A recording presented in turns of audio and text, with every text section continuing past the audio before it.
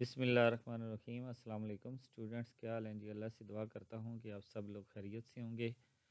Students, आज का हमारा टॉपिक है STAT 404 असाइनमेंट नंबर 2। स्टूडेंट्स, कुछ मसरूफियात की वजह से मैं इस असाइनमेंट को ड्यू डेट से पहले अपलोड नहीं कर सका। बहुत से स्टूडेंट्स के मुझे SMS आए, उसके बावजूद मैं बहुत मसरूफ़ था।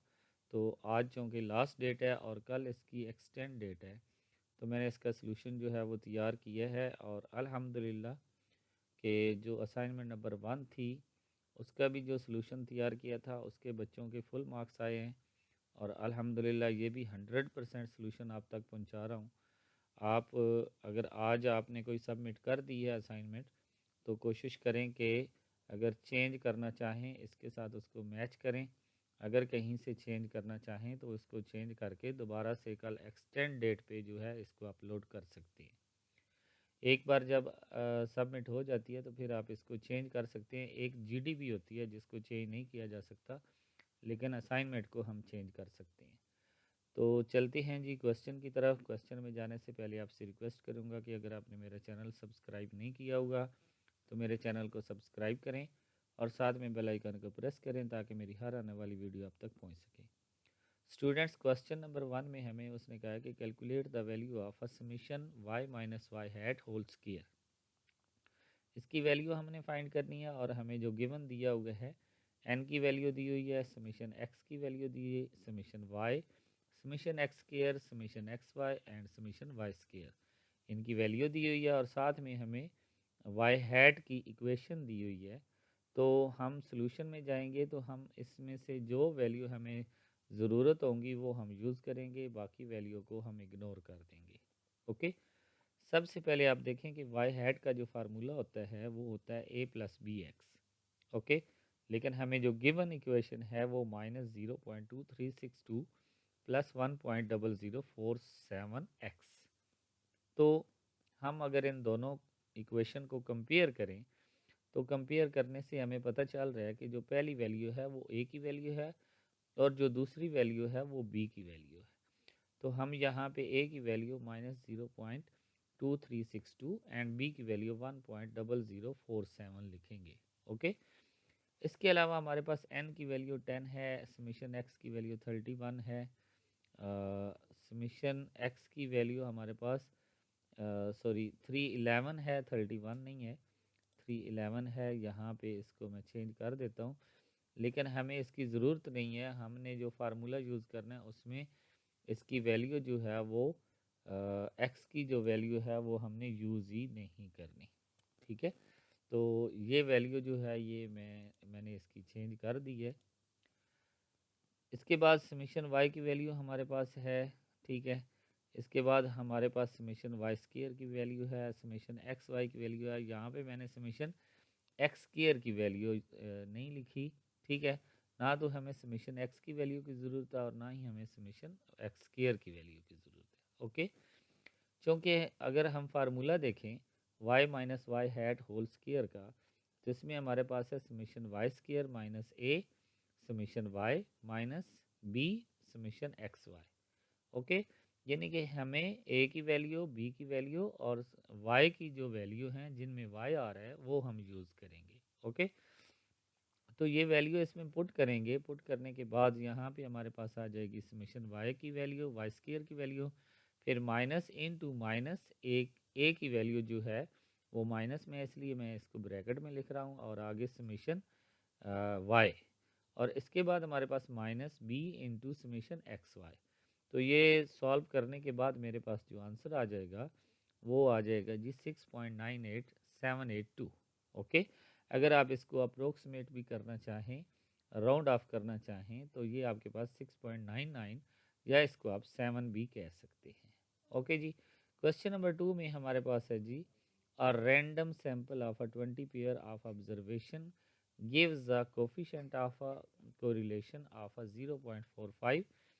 Test the hypothesis at 5% level of a significance that the correlation coefficient in the population is a 0। ठीक है।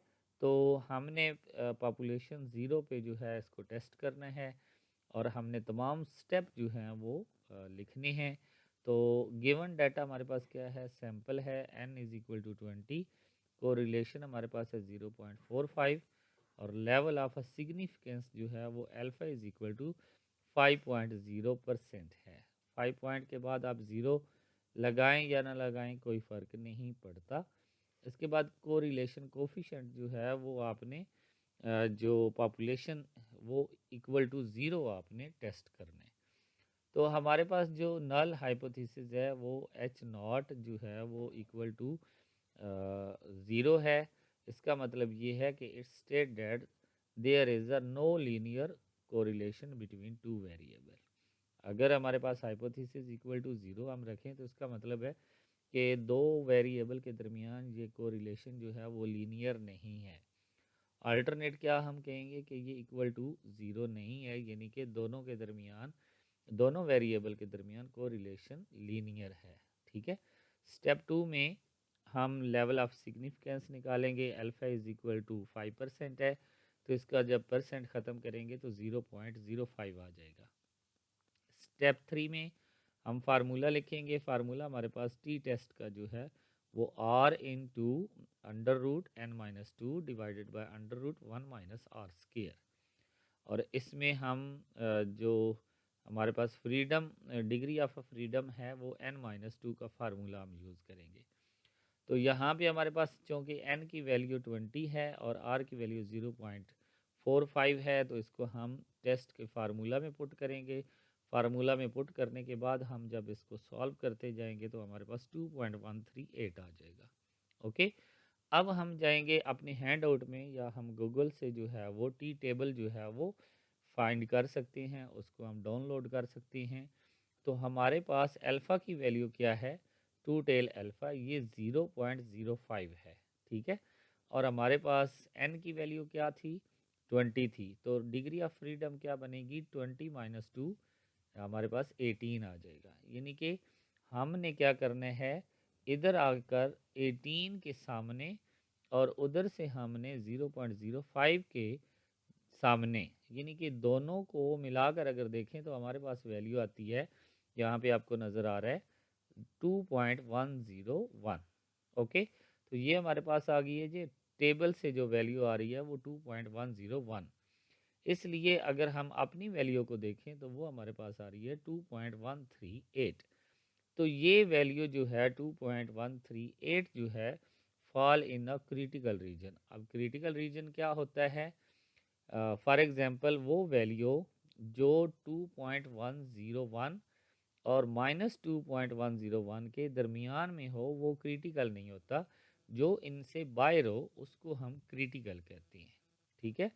तो ये हमारे पास जो है ये क्रिटिकल रीजन में आ रही है, तो इसलिए हमने जो नल हाइपोथेसिस ली थी उसको हम रिजेक्ट कर देंगे। ठीक है। और हम कहेंगे कि कंक्लूड ये हुआ कि correlation coefficient in a population differ from zero. ठीक है। तो यही हमारा जो है वो क्वेश्चन था। आई होप कि आपको इसकी समझ आई होगी। और अगर आप इसके हैंड आउट या आपके पास जो एलएमएस में स्लाइड्स मौजूद हैं उनको जाकर देखें, तो ये लेक्चर नंबर 10 में आपको ये सेम टू सेम यही एग्जांपल जो है वो आपको मिल जाएगी। ओके स्टूडेंट्स, आई होप कि आपको इसकी समझ आई होगी। इंशाल्लाह नेक्स्ट वीडियो में हाज़िर होंगे, तब तक के लिए इजाज़त दें। अल्लाह हाफिज़।